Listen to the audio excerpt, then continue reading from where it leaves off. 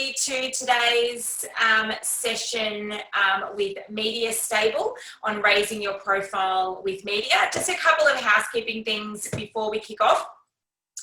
Today's session is being recorded, so everyone that's booked, whether you're here live or not, will get a copy of the recording.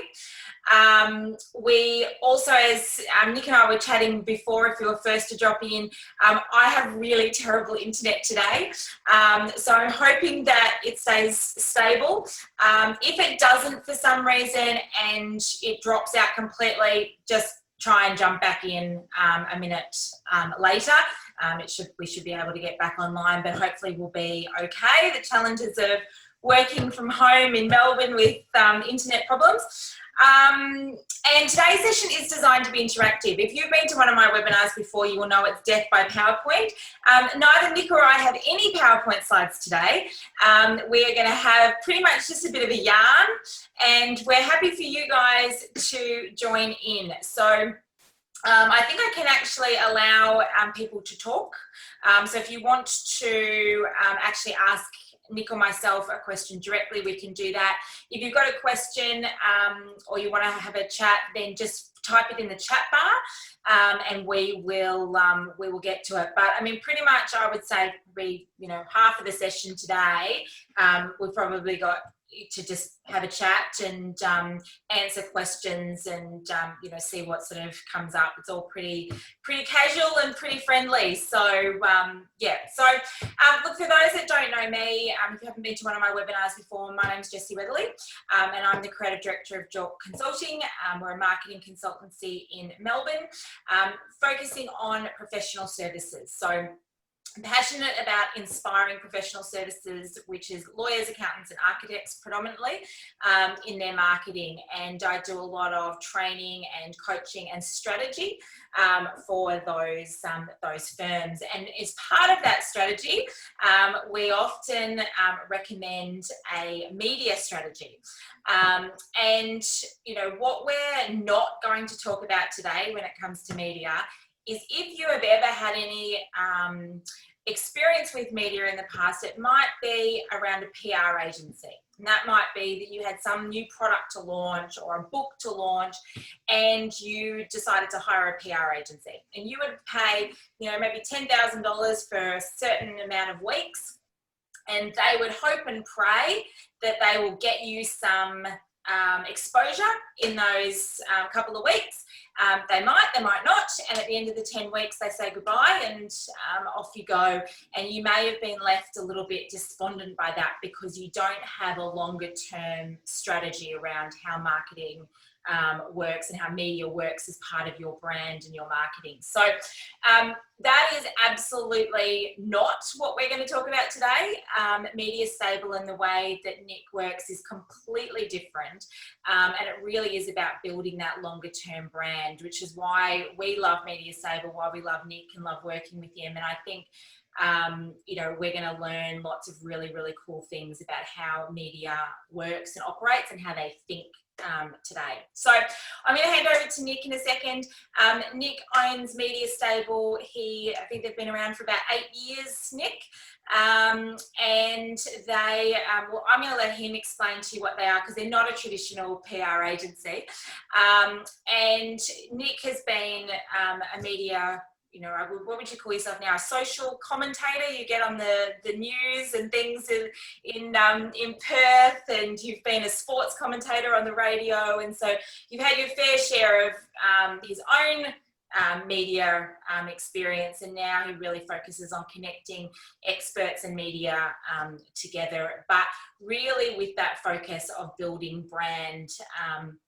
And everything that I've dealt with Nick and with Media Stable has been very honest, very true, very down to earth, and really about building long-term, good, solid relationships and brands, as opposed to just trying to get, your 2 minutes of fame. So I'll hand over to Nick. And as I said, if you guys want to type questions in the chat bar, then I can answer them as I can ask them to Nick as we go through.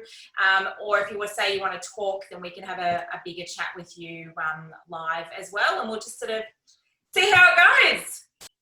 Wonderful. Thank you, Jessie. Wonderful introduction, and thanks everyone for joining us today. To everyone in Victoria, from COVID-free Western Australia, we are thinking of you.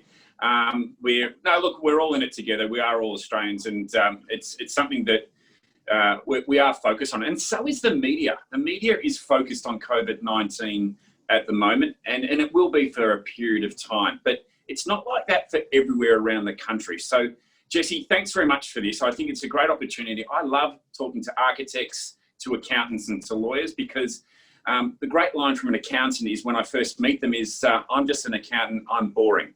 I can tell you this, an accountant at the moment is one of the only businesses that is going to get us through these COVID-19 times. Never has business required good accountancy, good bookkeeping, good money works than any other time that we've ever been in history. So media is seeking that as well. Today, I just want to have a bit of a chat to you about enabling you as the professional in your space, and seeing media as an opportunity to go away and express yourself and position yourself as the authority in this space. You all have your competitors, you all have people out there that you have, that you see take up airtime, that take up space in the newspapers, radio airtime, television, that where media goes to for commentary, for expert commentary and for advice and opinion. You may not be that person, but today I want to draw the line and say to you, yes, you can be if you want to be. And that's a big thing there, because if you are delivering and have got the content, you've got the ideas, you've got the opinion and position, and you see this as an asset to building your brand, not just your personal brand, but your business brand as well, then this is a great opportunity to do this. Media is seeking your content, it's seeking your opinion, they just don't know who you are. So Jessie, I'll just explain a little bit about Media Stable and where we position ourselves and why we're a little bit different to your traditional public relations firm. PR firms will work with 5 or 10 clients, and as Jessie said, we'll pitch you, push you around, put you out there, get the kind of content, the press releases that they'll send out to try and engage media. Where Media Stable fits in is media comes to us seeking experts, commentators, content. We're not pushing our content onto them. We're pulling content from us. So it's a different approach and a different way to do it, because media still wants to be media. They don't want to be sold to. They don't necessarily want the press release put in front of them and running it, word for word. Unless your community newspapers, now here's one straight away for everyone out there. If you're not working with your community newspaper, do it today. Find out the community newspaper editor, the journalist, get in contact with them, reach out to them, and start being the voice of your local community. It's a great starting ground, and they will put word for word what you put out there, because they just don't have the resources to work with. So there's the first little one there today. That's a great one, Nick. I don't reckon I've ever had a local community not do a story I've pitched to them. They love it. They're hungry for it. They want good stories. If you've got one, they'll do it. They're not just hungry for it, Jess. What they are is they're seeking new ideas, but they're also wanting fresh content to work with. And if you can feed that through in a way that they can work with it, then you're going to be a very powerful voice of your industry. And let's face it, when you're a voice of your industry, it all starts from home. It starts from your local community. And it should be the great foundation, the starting ground for you to go away and express your authority and knowledge as an expert in your space. So community newspaper, a great little start.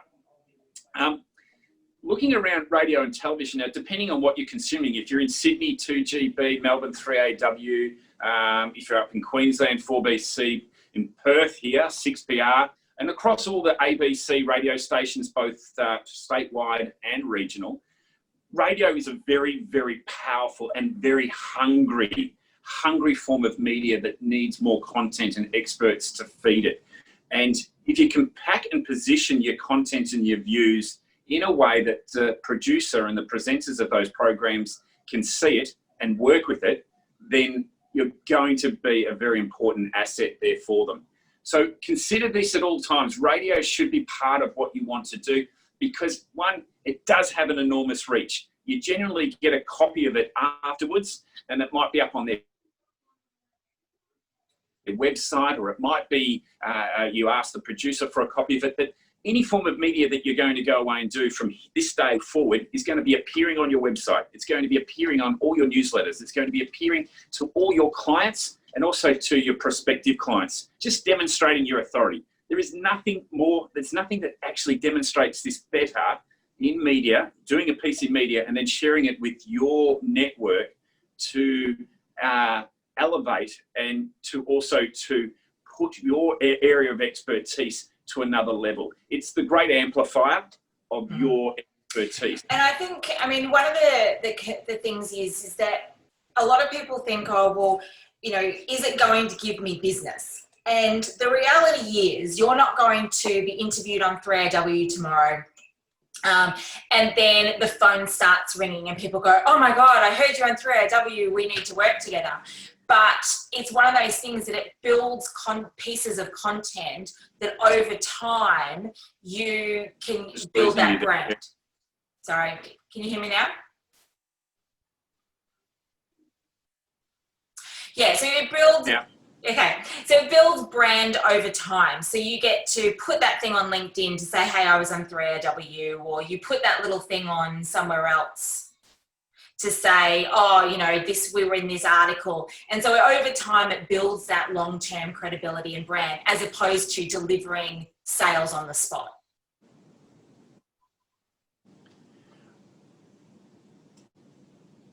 Have you lost me?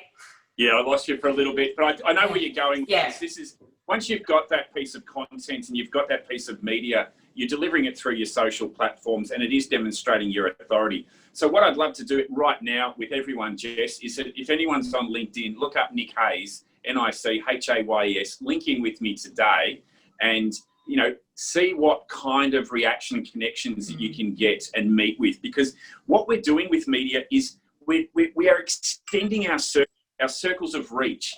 We want to be a person of influence, not just with the people that we currently work with in our current network, but we want to extend it further and wider. And the reason we want to do this, if they don't know who we are or what we do or how we go about it, then it's very difficult for us to sell it to them or to at least demonstrate what it is that we do.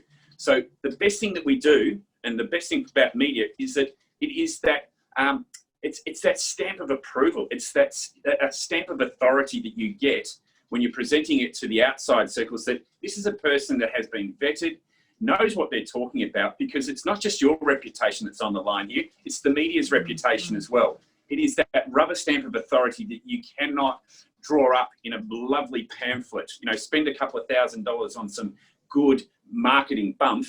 This is about you demonstrating your expertise, your knowledge through an amplifier that actually does check and qualify that you are the right person to talk to. So Nic, I'm starting to get some questions come through.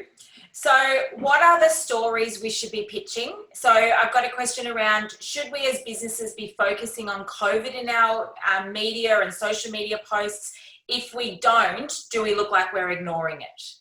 No, you bring COVID-19 when it is relevant and when it's required. But here's a little message to everyone immediately. While Victoria is very focused on COVID-19, the rest of the country, it's now getting back to the second and third story. Now, you know, I listened to 3AW, Tom Elliott streamed through this particular office just about all day, and to Neil Mitchell, because I'm interested to know what level and where we're at with that for Victoria. But outside of that, 5AA, 6PR, 4BC, they're doing and talking about very different things. So when you're putting your story together, if it's relevant to COVID-19, it's definitely one of the hooks that media is going to look at. But before Victoria had its major outbreak, just recent outbreak,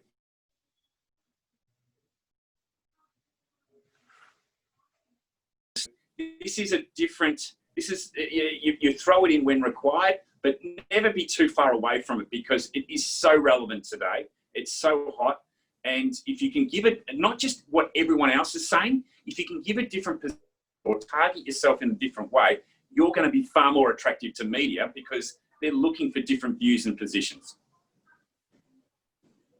All right, do we need to come up with a super catchy and topical subject matter or reach out to these publications or stations for them to contact when a story arises. So I think that's about how do we know when we've got a story and what do we do with it? Okay. So when you're reaching out, first and foremost, and it's a great little point here around getting the attention of media. We need very much in the subject line to be very precise with what we're actually going to say. Don't try to bury the story in the second or third paragraph of the email. Go for it in the headline, go for it in the subject line, and really be quite clear with what your position is and what your story is about. Media doesn't have a lot of time to read press releases. They don't have a lot of time to digest media, particularly from people that they don't know. But if you can grab their attention in the subject line, that's going to be extremely powerful and a great opportunity for you to get your story heard and told.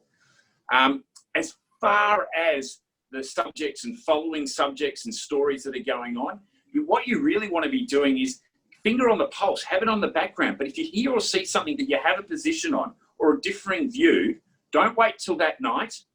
Jot down a couple of words immediately. Put it down into a short little synopsis, a little précis. So at Media Stable, we've never sent a press release out, except for a couple of our very high-end clients that demand that, but we send out 100-word précis of a story and a yarn. That's all that a producer or a journalist at the other end needs to decide whether that's the story that they want to work with. And if you can get it in the headline and be very precise with it and very direct, and there is a little bit, I'm not going to ask you to be sensationalist about it. It's not all a Darren Hinch human headline, all his kind of work.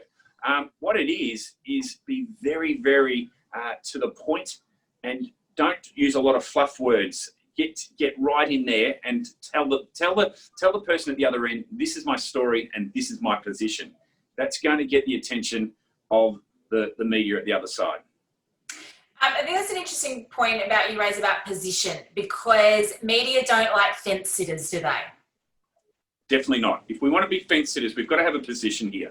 And for every argument, for everything that's out there, and lawyers will love this, that for every argument on one side, there's an argument on the other.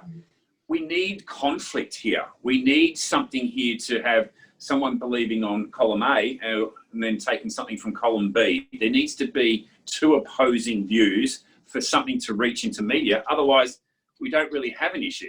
So have an opinion, have a strong opinion, back it that's suited to your personal brand and your business brand, and you'll be fine. If you want to sit on the fence, if you're thinking, well, I don't really want to bite into that because it might affect business in the future, it might get me into deep water. And I think that's where a lot of the nerves and the worry comes with working with media, is that we sometimes fear if we say something, do something, or we say the wrong thing, that we might find ourselves in trouble. You never can. I subscribe strongly to the theory that all media is good media. Not that my staff and the people I work around with me completely believe that, but the reason I do like it is because if they're not talking about me, they're talking about my opposition. And that's something that I'm not really that comfortable with. And I think if you've got a position, you want to drive conversations. You want people to come at you and say, I love what you wrote in The Age today. I love what you wrote in the Australian Financial Review. I even like it when someone says, I disagree with what you wrote in the Daily Telegraph. I totally disagree. And that's their position, that's their opinion. But everyone's going to have very different opinions around everything. I just want to be the person that either starts it or is the one that's a contributor to it. And I think that's what all businesses want to. If they want to build their assets of personal and business brand, they need to be relevant. They need to be valid. So make sure you have a position and stand by it. It doesn't have to be sensationalist. It just has to be your position. So at the moment, so with like COVID and everything, there's a lot of discussion about finances and business and this and that. If you're an employment lawyer, then there's, oodles of stuff out there at the moment about employment law and, standing people down and this and that.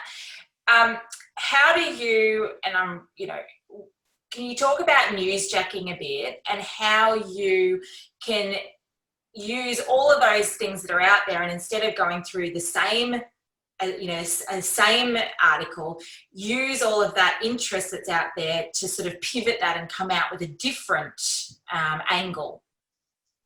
Yeah, I love newsjacking. So the definition of newsjacking is to see what stories are flying around in the news and see how you can fit in, or how your opinion or position would be different, or you might be able to take that opportunity and use it for your own favour. So, for instance, when you've got Cancer Week, or a focus on cancer issues, all the different cancer charities will want to be a part of it. But what's different about you? What's different about your story? Or what's different about your position?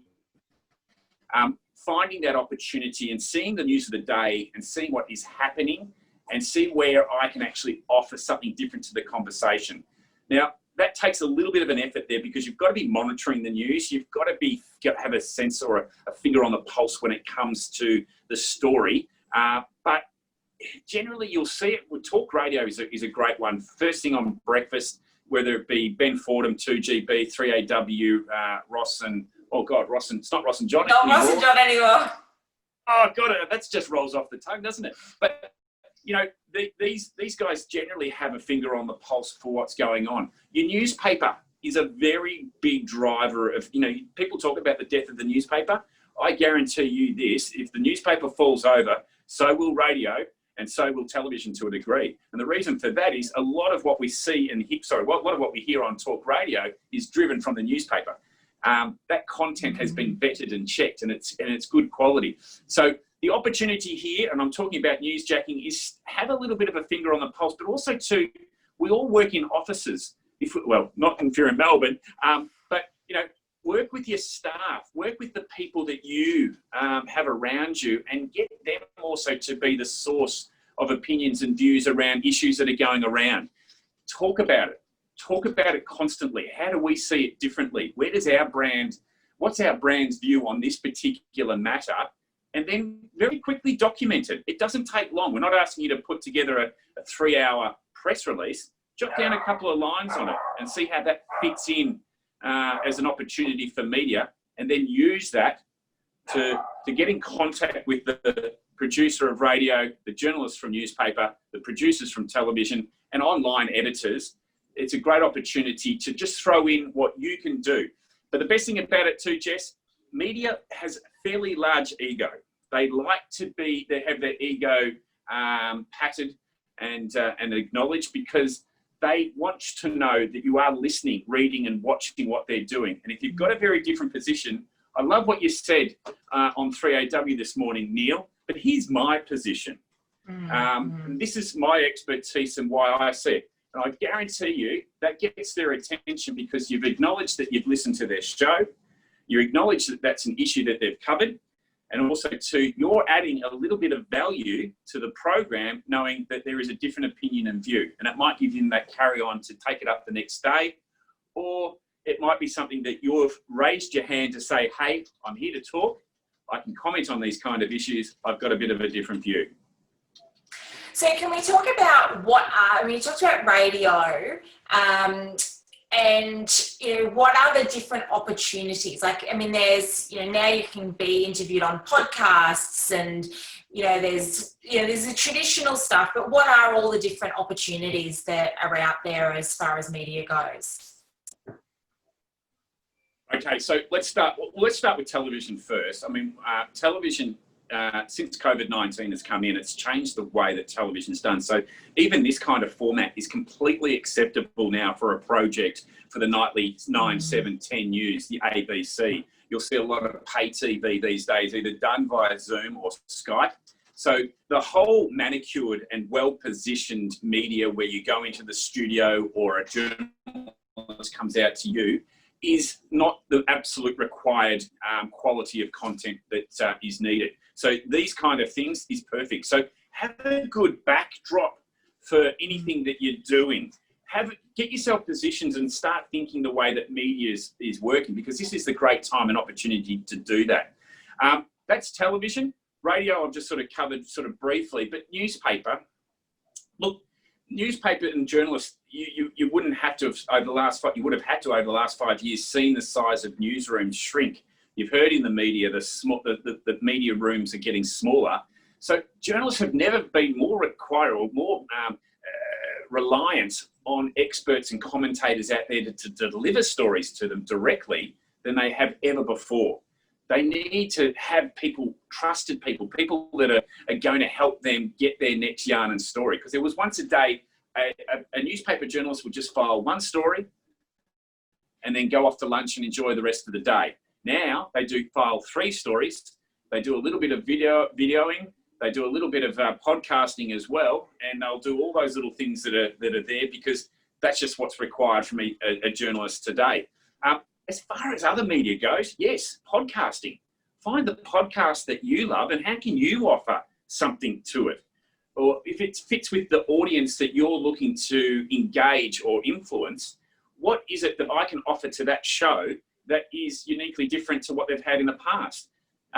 There's lots of other little, those little things that you can go away and do. Blogging's important. And I love blogging because a 600 to 800 word blog is exactly the same amount of number of words that's in an opinion editorial piece in the newspaper. So if you look across the main papers across the states, whether it be the Age, the Herald Sun, the Daily Telegraph, the Sydney Morning Herald, the Australian Financial Review, get around to the Addy, the West Australian, the Courier Mail, they've all got opportunities for opinion editorial. And that's that 600 to 800 word piece that when you get 1 or 2 of those in over a 12-month period, people will remember your name. They'll know where you're from. And I tell you, it's one of the best credentials that you can push around to your current clients and prospective clients to let them know that your position and view is extremely valid. I think I answered your question then, Jess. You made a point about with the podcasts about what is it that you could add value to their show and to their audience. I think that's an interesting one to talk about is what do media want? Like, it's obviously I know the value that media adds to me, but what do media want from you? I think you've lost me.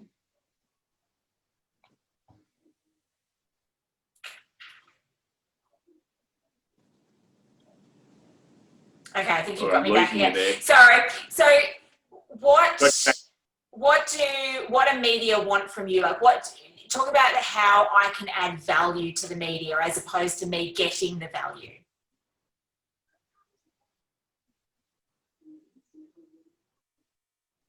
Okay, I think I've sort of got the gist of the question there, Jess. It was a little bit broken up, but how can I personally add value to media? Yeah. How can I be an ad media, I dare say, is the question. And I think that's a really important position for all of us to start thinking about. Now, a lot of us will go, well, what's in it for me? Why am I doing this? Why am I trying to engage media? And why would I put that time and effort into doing it? I'll give you the simple answer here right now for that question. And that is to build your brand and to be the alternative or to be the one that your future consumer or your current consumer is now feeling that you're the right person to be working with. But it's all about audience. Media is not difficult to understand because media has a job and responsibility to educate and entertain its audience. And if you can be an asset to that audience and have a mindset that is thinking about that it's not about what can I get, how many clients can I get out of this, and have a think about what can I give and what can my position or experience and authority do to have a partake in the conversation or change the conversation. So that's the way you've got to think around audience. Talk to the audience of that media, understand that audience, and give them something that's going to make a difference for their day or make a difference in their lives. And that's the kind of thing that will make you an asset to media. But more importantly, it'll make you an asset to the particular journalist. The journalist wants to use you again. Now, the greatest win that you can get with any form of media is when you get asked back to comment on a particular topic or subject. It's just at that point that you know you are the expert and authority, particularly for that media's audience. So always think about giving. And look, we've got 3 little rules that we follow here at Media Stable. If you want to be the expert, you've got to be good at it, you've got to want to do it, and you've got to be available. And they're the 3 key elements of being an expert that media is going to continue to work with you. and also to how you will grow your authority with audiences outside your usual circles. Because, like I said, there is no better. And when Victoria, when you're allowed to go back to do events again, and someone comes up and says, "Oh, what a great little article you wrote in the Herald Sun," you feel like you're 15 feet tall and you're bulletproof. What does available mean? Available means, look, and listen, I'm totally conscious. I'm talking to three of the most busiest professions going around. But I'm not talking about you. High hourly rates. Well, that's a very good point. But you know what? I'm not talking about you have to sit by your phone waiting for it to go off and, answering that call, or getting yourself off a $15,000 keynote so that you can answer a community radio station's interview. I'm not saying that at all. What I'm saying to you is, if you're presenting or putting content out to media and you're looking to engage media, make sure that day you don't head off to Bali, or we're not going anywhere anyway at the moment. So just make sure that the phone's on and that you can respond, or at least get back. You don't have to drop everything for media, but my best advice I will give to you, if you do it more than once, twice, 3 times, the chances are the media is going to give up on you and go to someone else. But you can be in control. We can control the controllables here, in that we can't control the way media wants to do it or what time they want to put it on, but we can control when we deliver our content out. And if we're delivering it in a time when we know that we've got available time, then that's very reasonable. So I'm conscious that both, architects, lawyers, and accountants are very busy. But I will say to you this: you can control the elements there around time if you deliver your content in a time when you're available. So you talked about community newspapers and things like that. How do I get in my head around what is an advertisement for me, like something that sells me, versus a community story that is relevant to my community? So how do I pitch a story that is going to bring I think even before that, how do I even conceptualize that? Because I think that's a challenge for people sometimes around, what do I have to say? Like, what is that story that I've got? How do I pull that story out of you? Okay, I'll use a couple examples. At the moment, I use the accountants. For all the accountants out there, hello, and I say, don't open any conversation with, "Hello, I'm an accountant, I'm boring." No way. You're the most important people here right now. Okay. How does JobKeeper, Job Seeker affect what we're going to go away and do? What's your commentary and view around this? Is this going to hurt business? Is it going to make businesses thrive?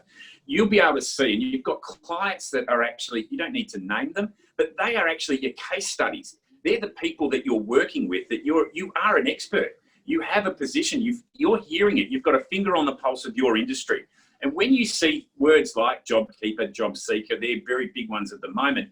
But, we're also looking at how are we getting out of this? Mm-hmm. What's it going to look like in 12 months' time? What's your position and view? This is what I love to do on a Friday night: grab a glass of red wine, write 600 to 800 words, and then get my editor to completely change everything because I probably had too much of that red wine. But I love stating my position. I love putting it down and then putting it into writing and going, well, that's what I think and believe. And that's when you start to see, well, is this newsworthy? But believe me, everyone, whether you're an architect, what do the houses, what do the buildings of the future look like? Are you COVID safe? All of those little keywords will be things that you'll be thinking about, and also to your clients will be conscious of. So use them as a content engine to derive and get the stories that you're looking for. You've got lots of them, and believe me, every time that I talk to an expert, it is amazing. I don't have a story to tell. I don't do anything. And if I can share this very quick one. We had a tourism agent came forward, says, "Look, I'm an expert. I'm just another tourism agent. I've done all of this." And we were 15 minutes into our conversation, and he said, "Well, there was this time in Africa when I had my head bitten by a lion. My girlfriend and wife now, my girlfriend at the time, had to hold my head together in the back of a Jeep as we were getting out of Africa to get to the local hospital." Oh, there's our lead story. that's what we wanted to go in with. And that's exactly, everyone's got a story behind them. They just need to get someone to help them, bring it to life, bring it up from the ground and actually see what we can do with it. And that's a big part for a lot of experts, particularly in architecture, accountancy and law. You've all got a position because they're the three things that basically we all run by. We're all living in houses. We all work in buildings. We all need legal advice and support and help, because I tell you what, it's a minefield out there. And as far as accountants go, boy, any business that wants to survive any of this needs a good one. So we've all got a story to tell. It's just get some help bringing it up, get it out there. And why am I the expert? So if I'm just a little suburban firm, we're only small, like why would media want me over one of the big firms, the top tier law firms or the big four big four accountancy firms? I'm not one of those. I'm just a small firm. Why would I be of interest? You're of interest because you're an actual practitioner. You've been working it. You live and die by the very industry that you work in. You're far more attractive and interesting than to someone, let's just say, I hope there's no one from the Commonwealth Bank, but if you are the communications manager for the Commonwealth Bank, I'm going to struggle to get you up there, because I want to hear from John Smith, who has 50 clients, that does what he does and actually is in amongst it every single day. He's in the trenches. They're far more interesting than the ones that are just paid for and are salaried to a level. And I'm not suggesting that it's that those that are on this call that are salaried and don't actually have skin in the game with the businesses that they're on. But when you are an ASX 200 business, there is a lot more other things that are going on in that business's life compared to what you can talk about. Media wants flexibility. It wants real people talking to it. And everyone has a right to be an expert in this space. It's what we say to everyone. As long as they can deliver it well, want to do it, and are available, you can do it because you've got a good position, you've got a good argument, and you also too your reputation.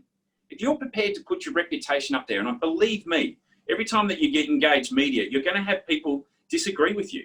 The social media is going to be full of comments of negative, and you take that on board. But people are going to take shots at you. But you put your reputation up there, and if you're good at what you do, those that subscribe to you are going to love you, and those that the future subscribers of you are going to get to know you. And that is what is the real asset that you're building here for the future, is getting others out there to understand who you are, what you stand for. It's better when it's done in media, done up pamphlet that tells me how good you are. I can actually see, read and watch how good you are.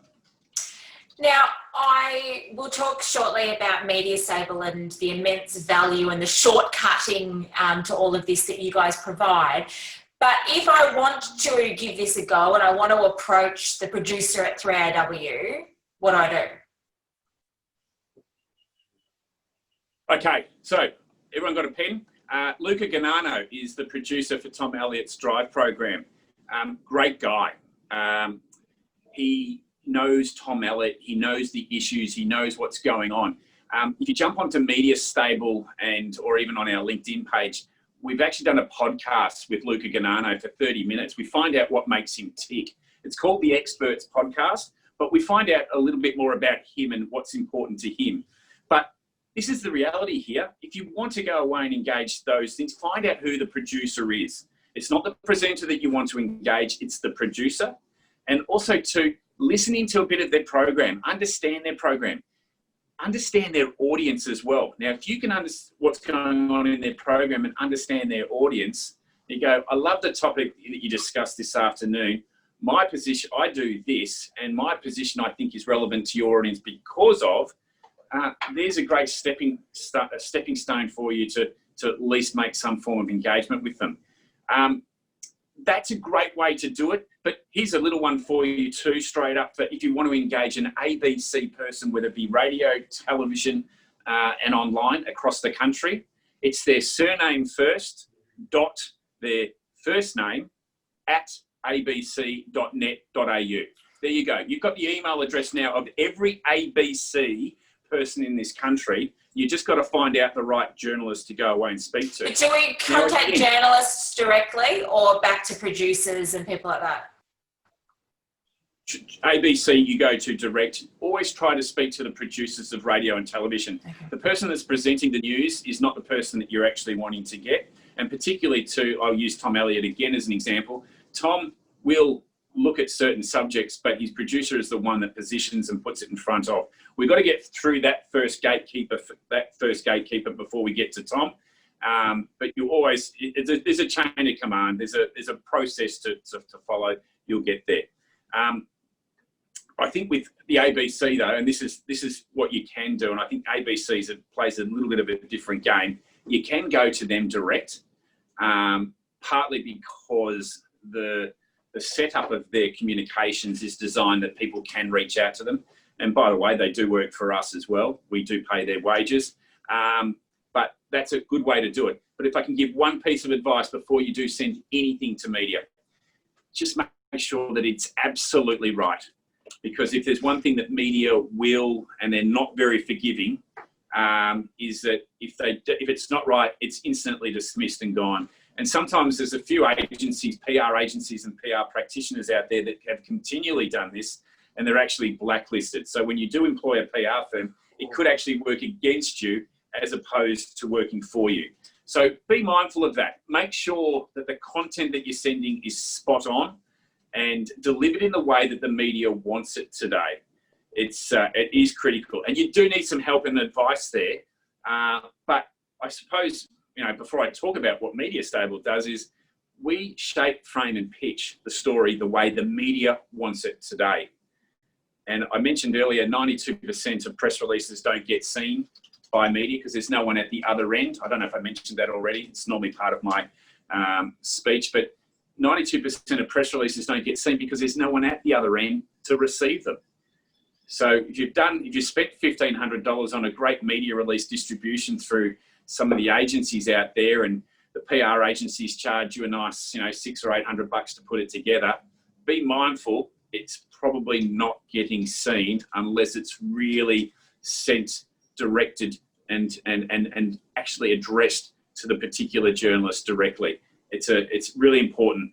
Exclusivity and strategic positioning of storytelling is so important, but make sure that it is directed to that particular media. So we're not going to get a press release that's 600 words long and email that blanket out to all the potential, we haven't bought a list of media and we just send it out. No, we don't do that unless you are, for instance, the Commonwealth Bank, and that probably does work for them, but you don't do that. And the reason you don't do it is because there's a very clear line. The project won't do anything that the Today Show's done earlier in the day. Sunrise won't do anything that the project does or the Today Show. But then there's the morning shows that are available. Which ones do you go for? Which one's got your target audience in mind? There is strategy behind all of this. And while this sounds all complicated, it's not very complicated at all. You've got a piece of content, that's your consumable here. We're here to place it in the right places where it should be. The media that really wants it and the media that is going to get it because their audience wants it as well. So don't do blanket emails, please. It's not going to work. And probably a lot of people will be on this call will be going, gee, it would be just nice if media got back to me or let me know that they got it. The reality here is they don't. They get that many. And we'll be doing a digital Meet the Media on the 8th of September. And I think one of the editors there gets 2,500 emails a week. So if you're looking to tell your story, you want to make sure that 2,500, you're the one that really does stand out. Because when would I expect a response? If I send something off to a producer today, when can I go, okay, they're not going to take that up, I'll send it to somebody else? How sort of long should I leave? Great question, Jess. And that's the thing, that's the challenge there for all of us. How long do we give it to? And we've only got a small window of opportunity here. How do we do this? This is a great question because, look, if they don't get back to you immediately or it doesn't work within your time frame, share it out, spread it out further.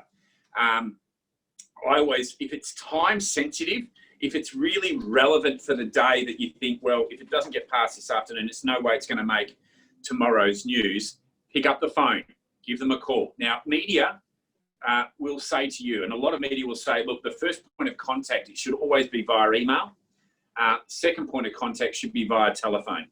But only telephone if it's a red hot issue right now, or, you know, that this is something that you really want to get over the line.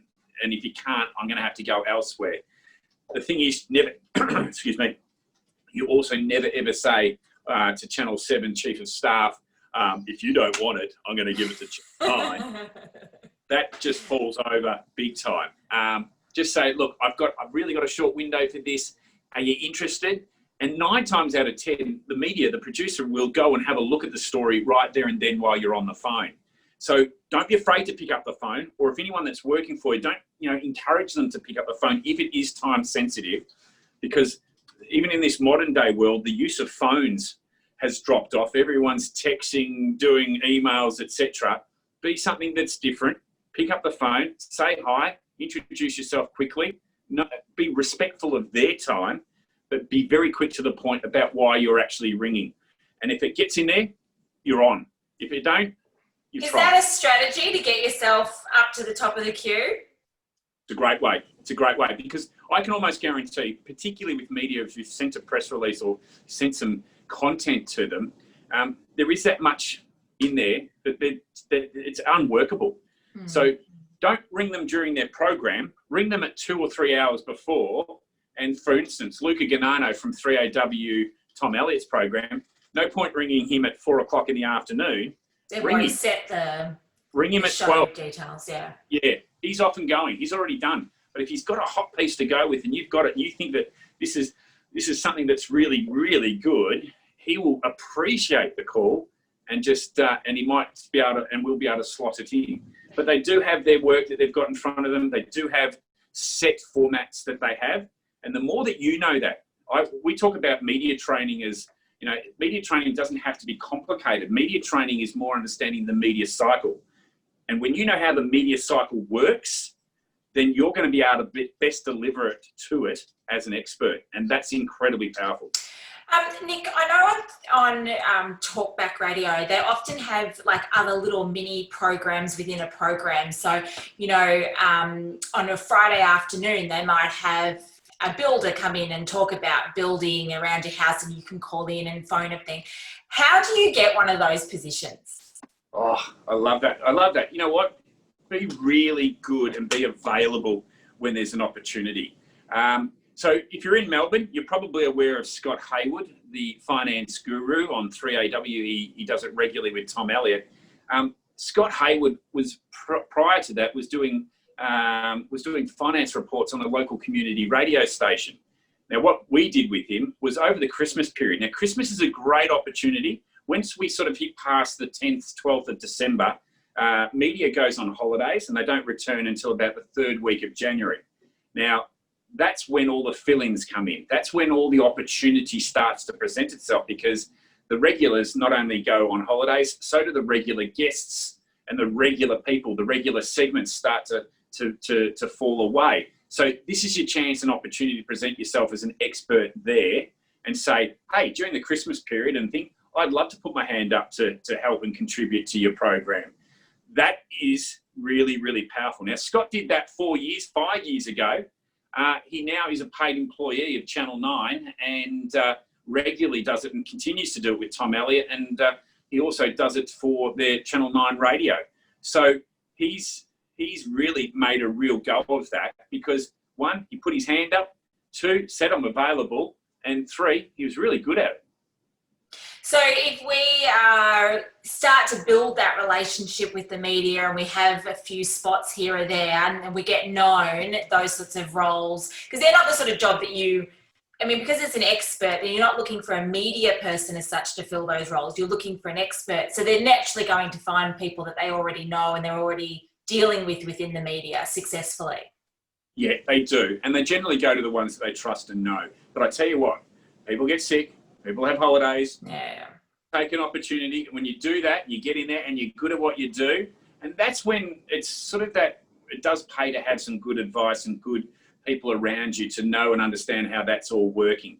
But I always say this, never say no to a media opportunity, because sometimes even when you're doing it on, let's say, community radio down in Geelong, now that recording, when that comes through and you've delivered a really good little interview, that can be seen by the chief of staff of television, that can be heard on by the program directors of radio, and they go, hey, have a look at this one. One of our presenters here in Perth on the breakfast program was previously one of the presenters in Kalgoorlie, but someone heard of his tape, heard about him, knew about him, and is the leading voice in Western Australia. It's you go away and do the work, be good at what you do, and it's like everything we do in business. It comes back and pays dividends. Excellent. Now, and I think, you know, we the way that we met Nic was I was doing a podcast. I put it on LinkedIn. The person I interviewed, you were connected with, so you went and listened to the podcast episode, and then you contacted me and said, I listened to your podcast, I loved it, I think there's synergy between what you do. And, you know, now we've got, you know, this relationship we've had for a couple of years. So, you know, I think this is the thing, that's just some little podcast that I did. I didn't know who was going to listen to it. And, you know, no matter what content you're putting out there, other people are going to be, you know, listening and watching. So such a good point, Jess. And I think that's key here. Every piece of content is a little asset for your brand, your personal and your business brand, and it's a building block to achieving what you're looking to go away and achieve. Now, every one of us will have different ambitions for where we want to go. Some of us are just looking for more clients. Some of us are just looking to raise our profile. Some of us want to just do some good. I think we all should be wanting to do some good. But the key here is you just don't know who's listening, reading and watching, as to our point. But every piece of content you produce has a potential to be a podcast, a radio interview, a newspaper article, a television news piece, an opinion editorial in the newspaper. You've really got, if you've got a position and a view and a different angle, then you've got some good content there. And this is what will hang around. So let's just remember, everything that we're doing now, this beautiful internet world that we live in, is that it sticks around. It's not like the advertising that you see in the newspaper that you have to keep reading, you know, every five times a week for it to starting to sink in. This hangs around forever. And this is the content that you want to produce so that people discover and find out more about you. All right. Now, we are getting to time. So can I get you to talk through for me, firstly, what Media Stable do and how you guys operate and the value that you add. But also, I'm not sure whether you've still got tickets to your Meet the Media next week, but I think the topics that you've got for that and the people coming to that Meet the Media would be very much of interest to this group of people. So if you can just chat through that. And then I will send out the links to all of that when we send out the recording. Fantastic, Jess. So my favourite topic to talk about, Media Stable. That's what I love to do. But look, Media Stable is a platform. It's your staging ground. It's your opportunity to share your experience, your knowledge, your opinions, your position, your view.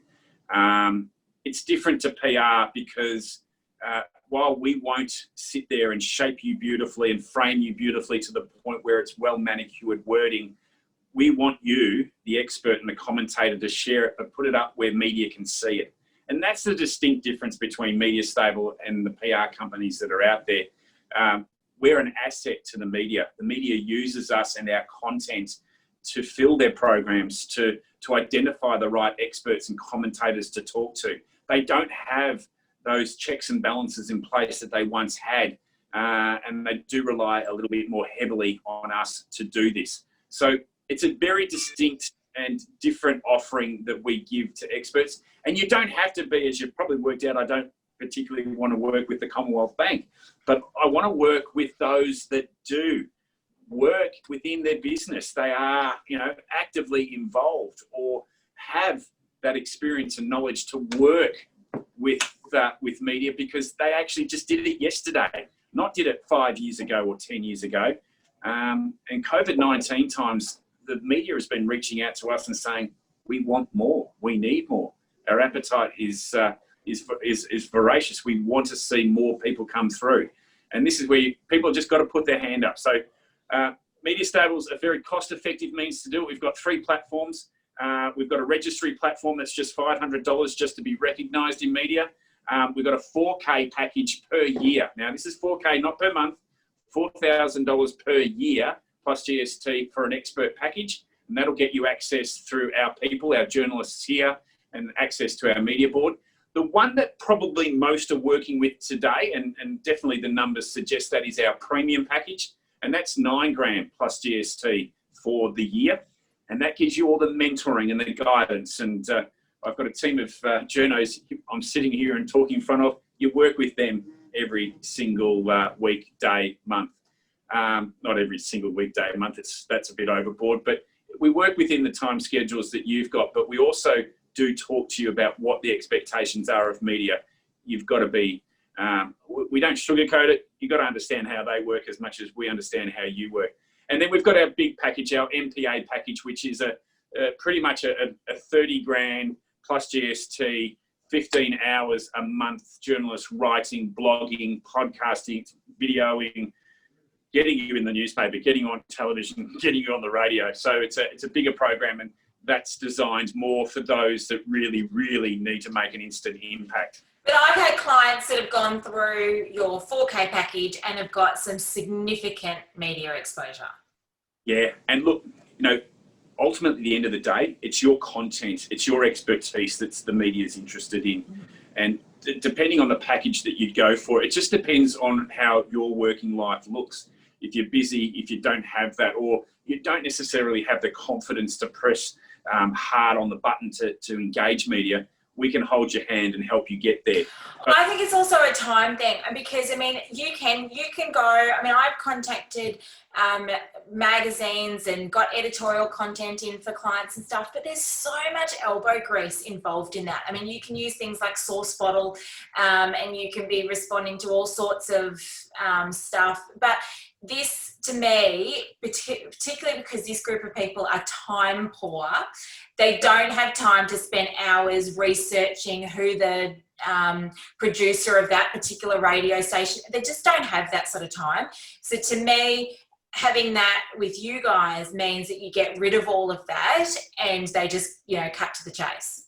I love that, Jess, and I'm glad you brought up Source Bottle, because while Source Bottle does call out mainly from branded content and websites, so not necessarily it's media. not necessarily media, yeah. Yeah, you're also competing against the 30 or 40 others that are looking to pitch and put their story in. No, do it the opposite way. Present your story and have 700 to 800 media pitching to get hold of your story. It's the complete opposite, the Source Bottle model. So I love this, because if you're feeding the content through to the journalist and feeding it in a way that they can consume it, then not only are you and your expertise and your brand being recognised, you will get media opportunities. And when you've got a really cracking yarn, something that yarn is the colloquial for a good story, we want to use that and present it and push it forward in a way that media can get it hold of it and get it to the right media as well. So there are our packages in a short run. The digital Meet the Media, it's coming up on the 8th of September. And this is a really good one for this group of people, these experts here. Smart Company, the editor of Smart Company, Eloise Keating, and also to Inside Small Business, Tim Laddams, who's the editor of that, will be doing a 2-hour Zoom with us, understanding how to write an op-ed, how to find what is media looking for today in a story, but not just hearing it from me, hearing it actually from the editors. And one of our, I guess, Jess, you already know this, but one of our techniques into engaging media is also not just us pitching stories to them, it's also getting media to come and meet our experts. And when they get to meet our experts, and there is something that's very, very special when, that human contact, that ability to do an eye-to-eye contact with an expert in media, they get that story a lot better. They understand it. And I tell you, the success that comes from that, and when we get to do live events again, very, very powerful. Yeah, I think your live Meet the Medias are quite amazing. The one that I went to, you had the producer from The Project, you had a producer from Neil Mitchell's show, you had news people, and you literally break into, most of the day is broken into groups where you sit around a circle of this expert and you get, you know, a minute to pitch your story to them. And the amount of times I was like, people would be like, I'm interested in that, I'm grabbing the cards. I mean, these people walked away with, you know, dozens of cards of people in that room. I mean, it could have launched a media career just going to that one event. Yeah, and look, that's the ability to break through, because a journalist doesn't have time to meet you for coffee now. A journalist is not going to have, you know, drop everything and come and see you and to meet you. So getting a chance to do these, and if I can walk away, I don't know how we're doing for time, but the one thing that you always want to say to a journalist when you're looking to go away and engage them, I heard you on a digital Meet the Media, I saw you at here, I listened to your program. Play with their ego. Now, I know that seems a little superficial, but ego, and it's like anything, you know, we all like to be acknowledged for the work that we do. And if you can work that part well, you're going to have greater success. Excellent. Thank you. Well, I think that is like right on time. I don't think we've got any other questions. If we do, chuck it straight in the Q&A and we'll answer it before we finish off.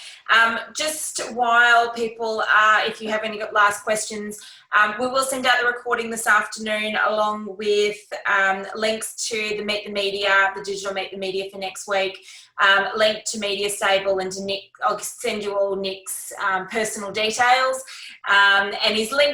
I'll send the link for his LinkedIn, because certainly that is testimony to what they do, because every day he's posting things that his clients are in and doing and stuff. So, you know, if nothing else, if you see that, you'll see that, you know, they're the real deal. Thanks, Jess. Thanks, everyone. Really enjoyed that. Lovely. Thanks, everybody, for your time.